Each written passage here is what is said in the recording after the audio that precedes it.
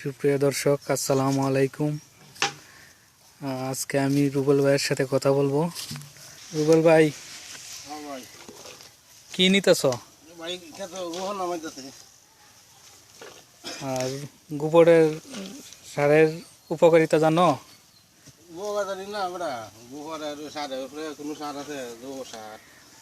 আচ্ছা, রুবেল ভাই গোবর জমিতে নিতেছে, উপকারিতা সঠিকভাবে বলতে পারে না, আমি একটু বলে দিচ্ছি।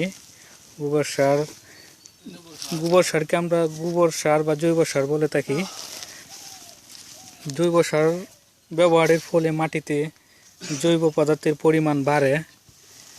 জৈব সার ব্যবহারের ফলে মাটির উর্বরতা বাড়ে। এতে নাইট্রোজেন, ফসফরাস এবং পটাশিয়াম এবং অন্যান্য পুষ্টি রয়েছে।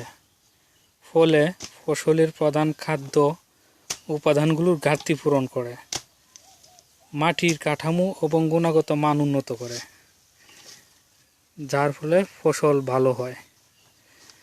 জৈব সার নিচ্ছেন জমিতে দেওয়ার জন্য।